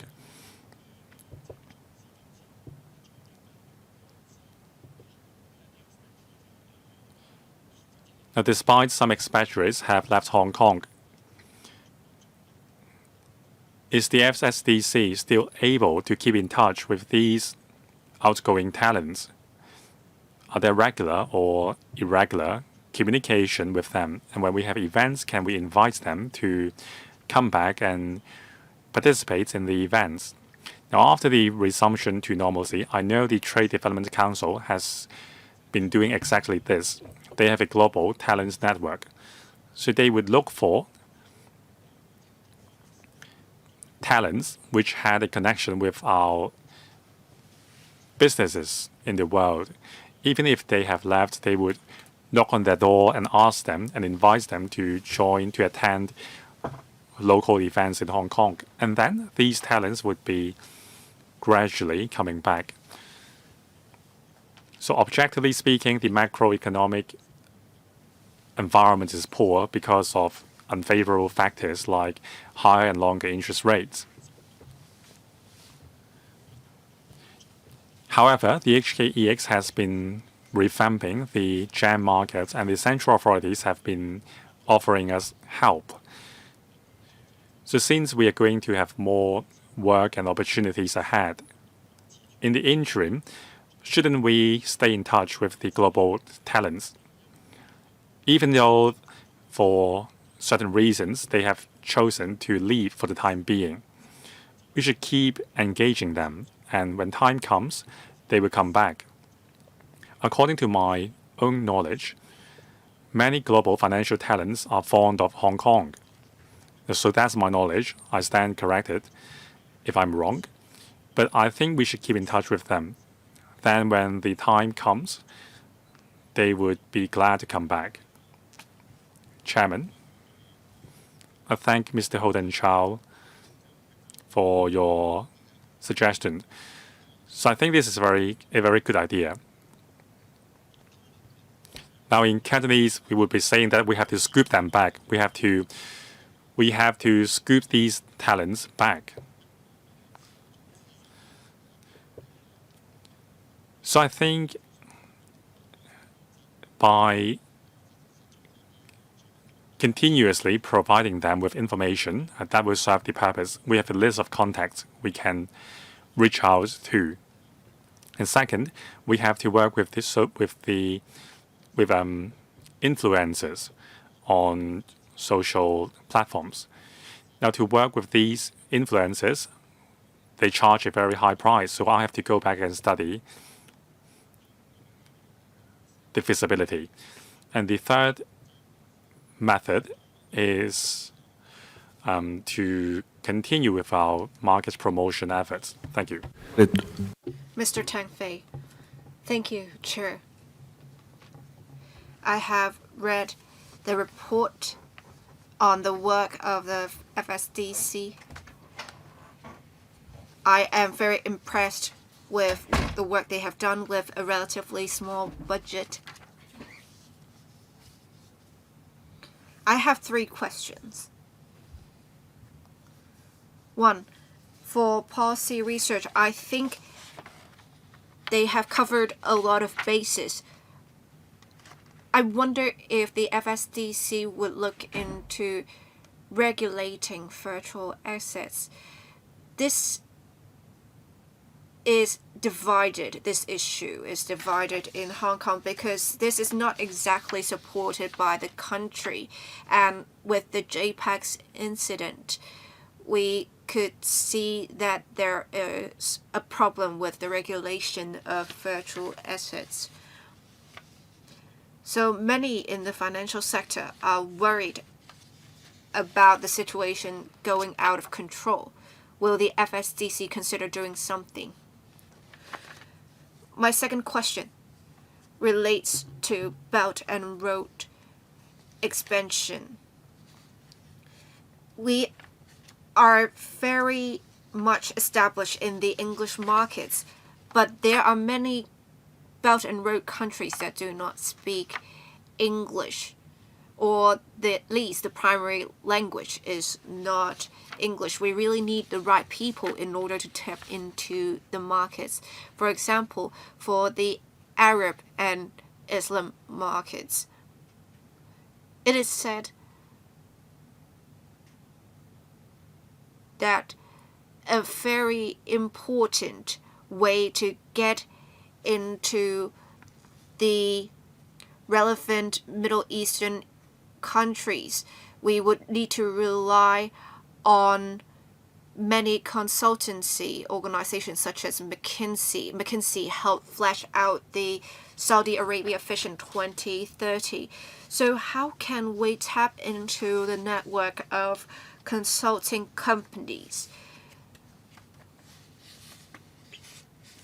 Should we work with these consultancy companies in order to do some commercial PR, so to speak? So I think chairman or the council should be more aware of this, because I'm not an expert in this field. I also want to ask, so for the VTC, we have an academic consulting committee. Whenever a new subject is to be introduced, they will look into it. I want to ask if the HKAWL would have something similar to provide advice to them on what subjects to be offered,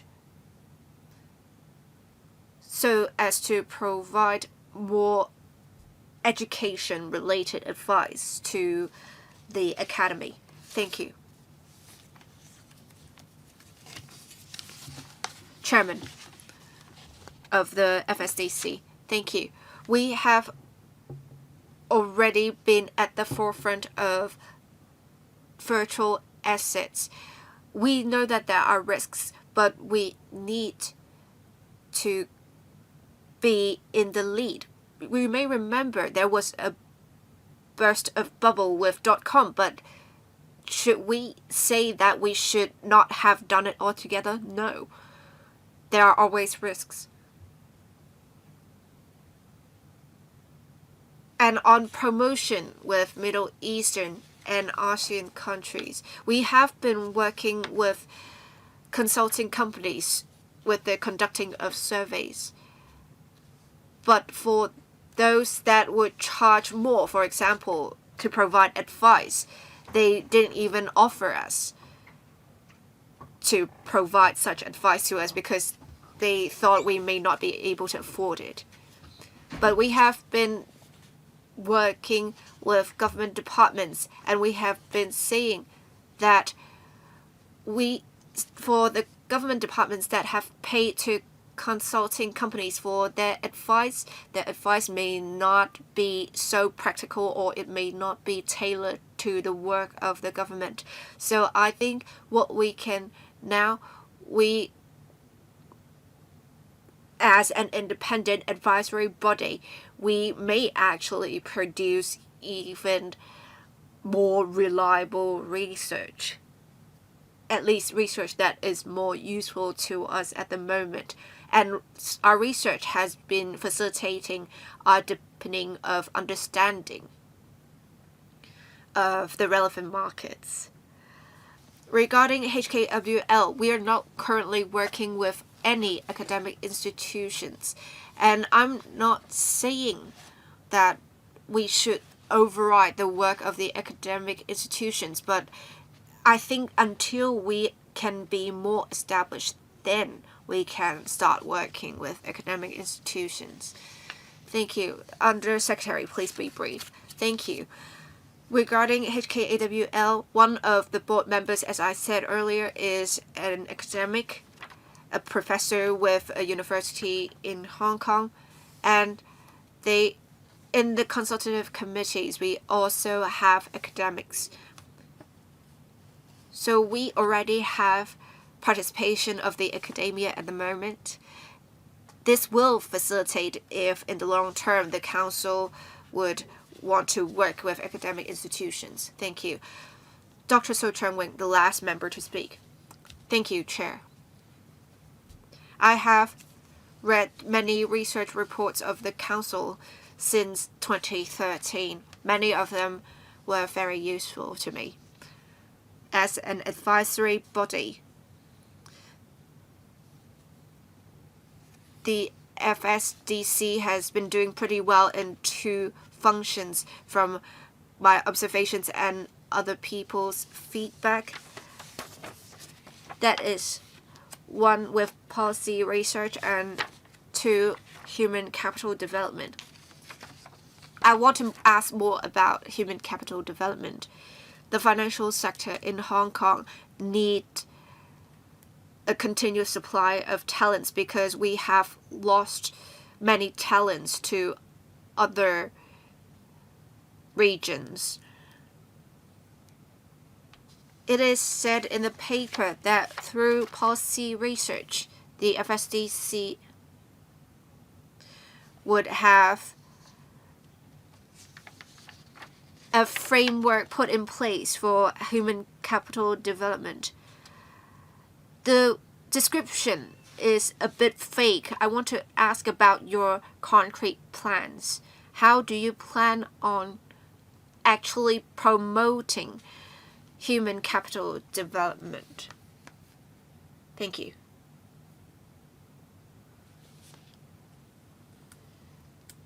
As the Deputy Chairman said, we consider talents to not just be human resources. That's why we say they are human capital instead. We would adopt a three-pronged approach.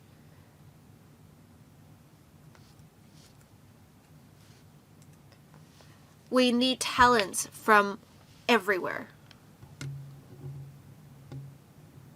We can't rely only on local talents.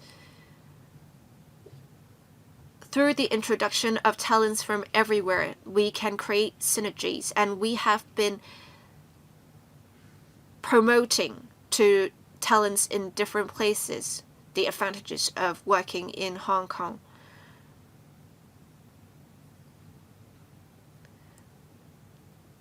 Another problem with local talents is that with the professionals in the financial sector in Hong Kong, many of them would be working in IPO. But we also have some working in derivatives, but they only specialize in a particular kind of product. So we do see some deficiencies in the skill sets of local talents. So for example, insurance talents. We have a lot of those working in sales. But for those who actually specialize in insurance or actuarial talents, we are a bit lacking because we have probably lost them to other regions. We want to do better in this. We want to have talents that would specialize in particular areas. So for example, if we are lacking in actuaries, we would adopt a targeted approach with recruitment to make sure we have actuaries in place. And with skills transformation, this is also another approach that we're taking. We want to make sure talents who have obsolete skill sets would be able to transform themselves. Of course, we also want to make sure talents won't be washed out simply because their skills are obsolete. But right now, let's understand this. There's no easy way to do this. We hope to do as much as we can. It is not easy for any industry, really. Thank you. Well, due to time constraints, I thank members for asking questions. I would also like to give some comments, and I would like the administration to give a brief response on this. It is said that for 2024-25, on policy research, there is a research agenda in place.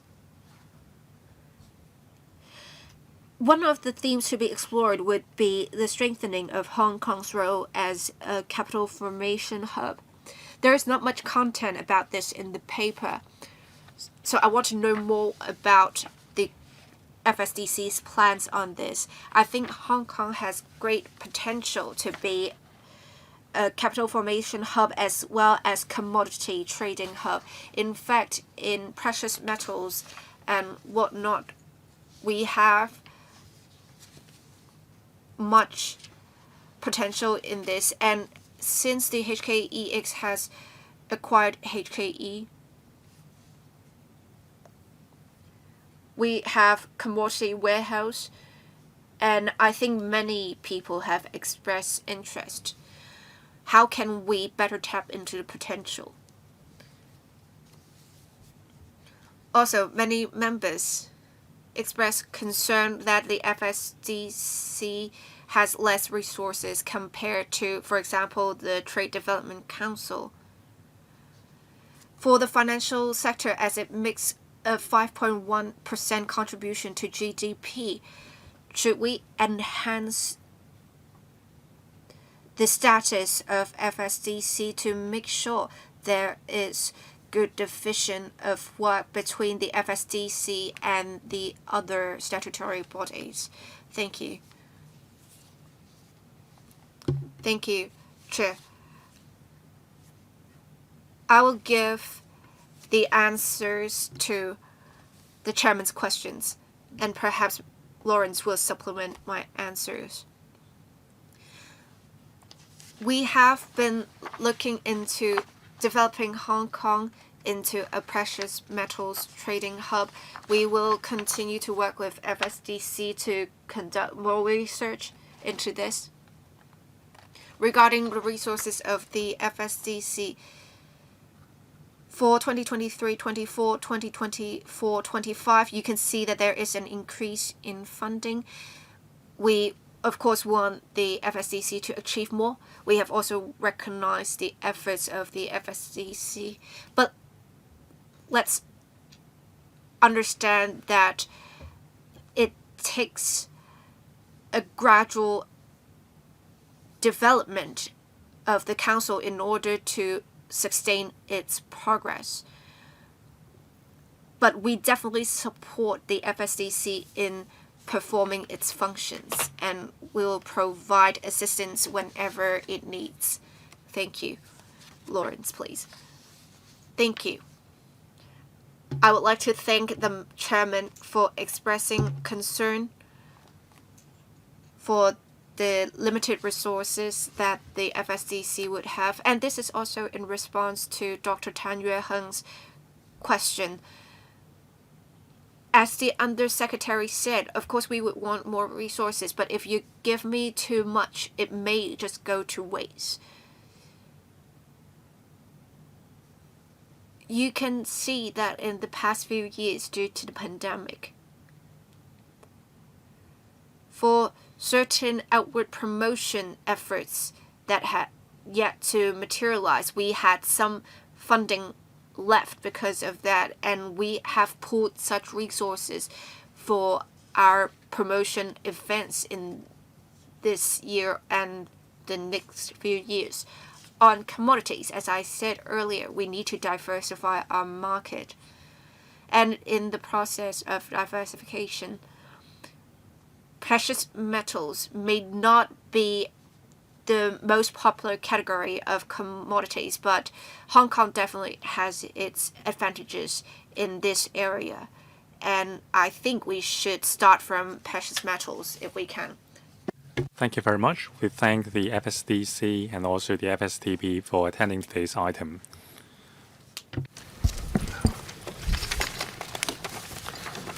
好啦，而家去到議程第5咧。 We are now at item 5, proposed legislative amendments on deduction of expenses and allowances under profits tax. First of all, we now invite the officials to come in.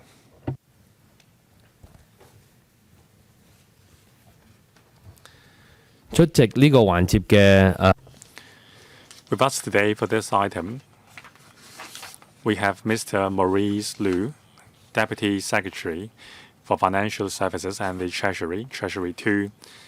We also have Ms. Josephine Zhang, PAS for Financial Services and the Treasury, R1, and Mr. Benjamin Chan, Deputy Commissioner, Technical of Inland Revenue.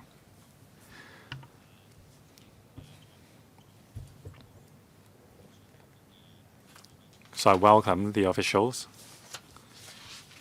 We will now invite Mr. Maurice Liu to give us a briefing. Thank you, Chairman. So you may remember in the 2024-5 budget, the Financial Secretary said that starting the next year of assessment, there will be 2 measures in relation to profits tax deduction. First, allowing taxpayers to claim tax deduction for expenses incurred for reinstating the condition of leased premises to their original condition. Second, removing the time limits for claiming annual allowances for commercial and industrial buildings or structures. Today, we are going to seek members' views on these 2 measures. Now, the purposes of these 2 measures are to enhance the tax regime, the profits tax regime, and maintain our competitiveness in terms of taxation. Now, we have been following several guiding principles. First, keeping Hong Kong's profits tax regime simple and competitive. 2, we would like to benefit a wide scope of businesses with due regard to the risk of abuse. And 3, we want to minimize the compliance burden on taxpayers. Now, the proposed measures are set out in details of the information paper. The IRD has started consulting the stakeholders, and they will consolidate their views when we formulate the bill. Our target is to introduce the bill to the Council in the 4th quarter this year. Now I will defer to Mr. Benjamin Chan, Deputy Commissioner, to explain the details of the measures.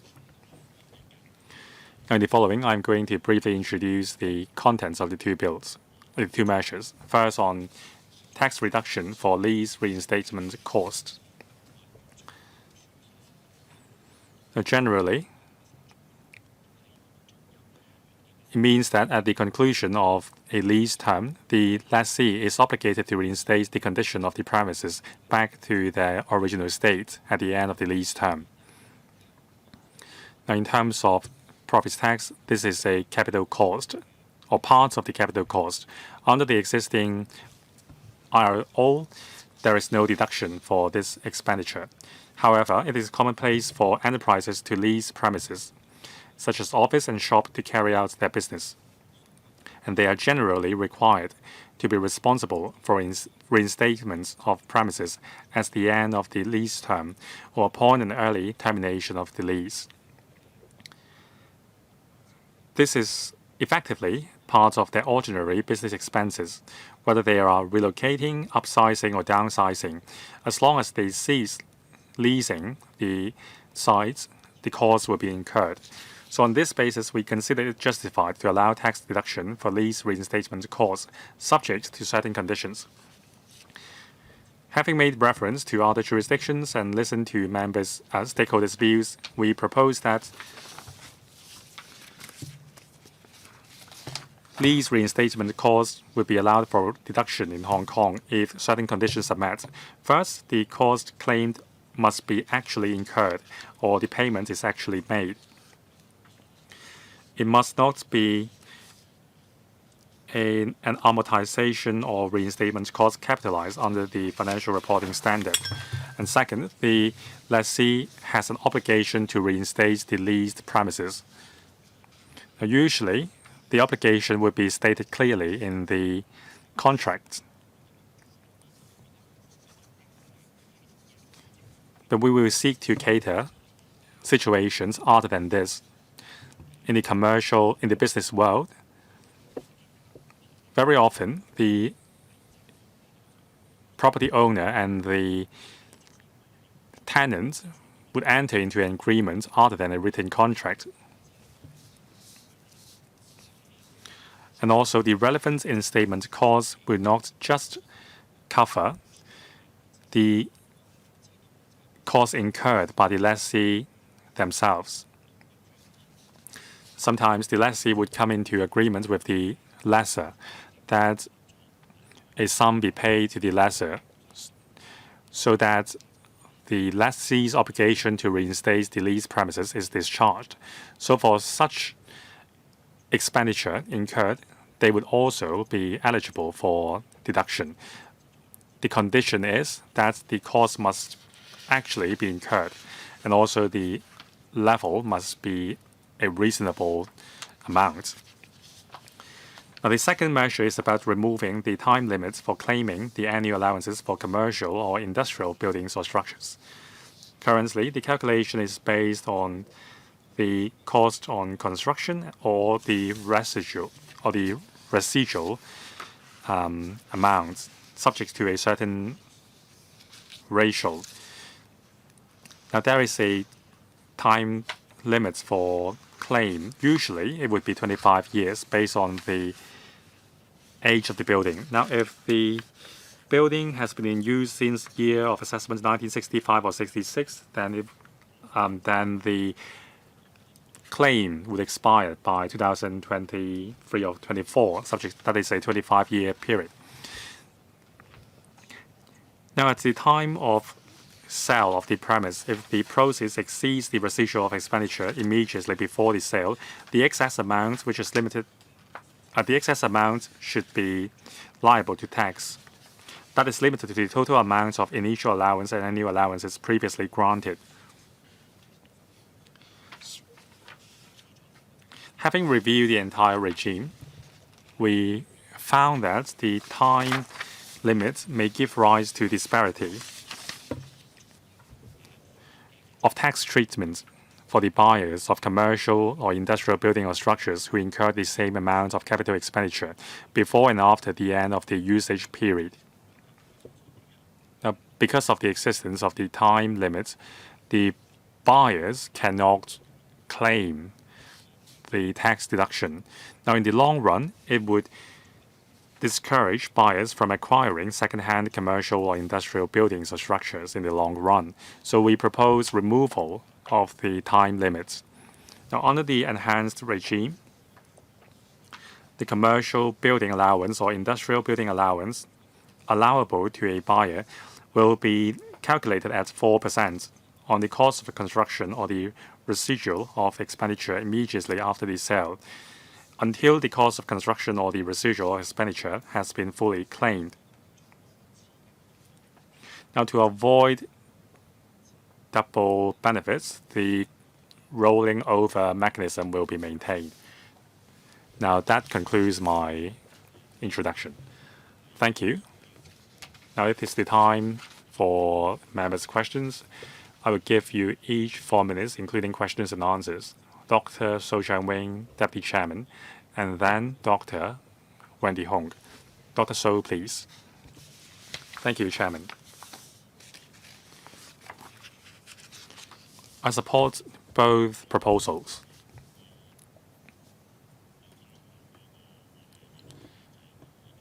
We need to make our profits tax regime more competitive and maintain the vitality of our economy.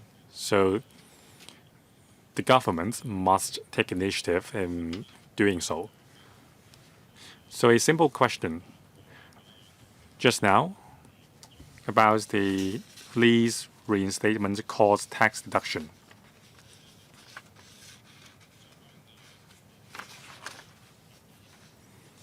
Now I'm clear about the proposal's conditions. However, according to the paper, it is only said that the IRD will give due regard to the risk of abuse of the proposal. As long as conditions are met, the taxpayers will be eligible for the tax reduction. However, there is no mention of the concrete measures to prevent abuse. So where can I find these safeguards? Or can the government explain to me how you will prevent abuse? What are you going to do? Administration, please. Deputy Commissioner. Thank you, Dr. So. Concerning the tax deduction for reinstatement costs. In designing the conditions, we have given due regard to the possibility of abuse. So first of all, only payments that is actually made or incurred by the taxpayer would be eligible for a deduction. Now, according to financial reporting standards, some taxpayers may engage in amortization of the cost. But actually, when the amortization is made, the cost has not been incurred yet. And sometimes they would make provision for it. On some occasions, even the amount is not known when the provisions or the amortization was made. So they may make exceedingly large provisions and then adjust the amount downwards when the actual amount is incurred. So that would give rise to risk. So we will only allow for deduction for costs actually incurred or made. And second condition is that the lessee has an obligation to reinstate the leased premises to the original condition. So the obligation may not be clearly set out on the tenancy agreement, but the lessee has to prove that they have the obligation. As I said, the landlord and the tenants might have entered into this agreement in other manner. So then the lessee must prove to us that they have this obligation to reinstate the premises. And in the future, in the provisions, we will make it clear that the amount must be at a reasonable level. It can't be an exorbitantly high amount. That it is not so much as reinstatements, but rather improvements of the premises. So these are the safeguards we are going to include. Next, Dr. Wendy Hong. Thank you, Chairman. I also thank the administration for the explanation. Two questions here. First, on the tax deduction for lease reinstatement costs and also the removal of the time limits for claiming annual allowances for commercial and industrial buildings or structures. I support them both.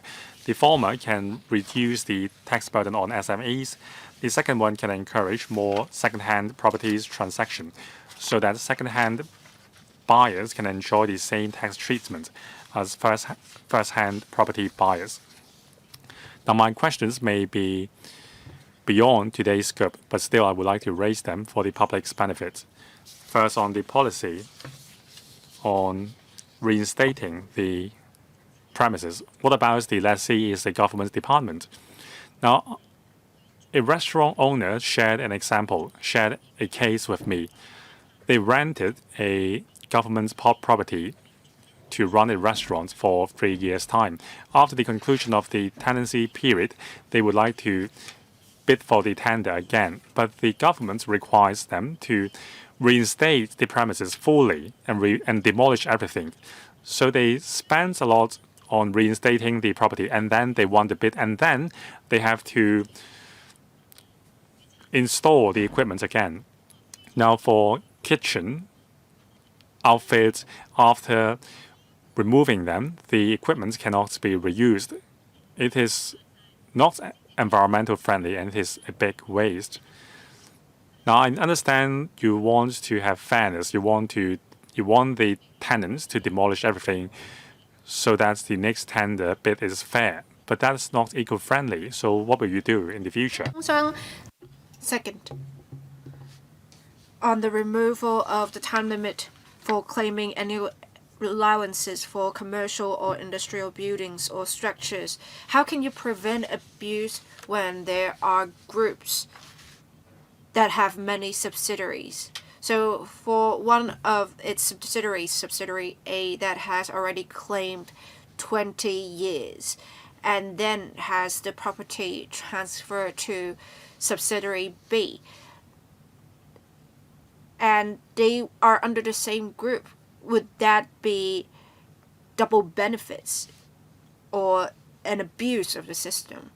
How can you prevent that? Thank you. Mr. Maurice Lowe, thank you. On the first question, indeed, we cannot answer the first question of Ms. Wendy Hong at the moment. We will provide a written response if we can after the meeting. For the second question, I'll let Mr. Benjamin Chen answer that. Well, thank you. For the same expenditure, double allowances will not be granted because, as we said earlier, we have a clawback mechanism. So once the property has been transferred, there will be a consideration. Even if it is an internal transaction, there will still be a consideration. If the consideration is higher than the allowance granted, the clawback mechanism would have such allowances essentially removed, and then the other company, subsidiary, can claim the allowances. If they do not have it removed, then the other subsidiary can only claim what is left of it. So only one company can claim it essentially. So there would be a clawback mechanism that would act as a safeguard. For companies, whether they are linked or not, it will be the same. Thank you. Mr. Chen Kim-po.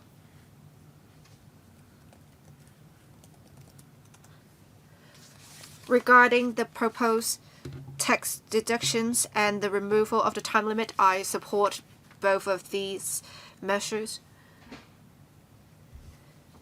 We really need to be competitive in our tax system. We need to definitely be more competitive than Singapore. I hope that Ben and the Deputy Secretary will continue to work towards this regard. Well, do you require a response? Well, their response would most likely be, we will continue to work in that regard. Indeed, thank you. All right. It's now my turn to speak on the tax deductions for lease reinstatement costs and the removal of the time limit relating to industrial and commercial buildings or structures. I do support them.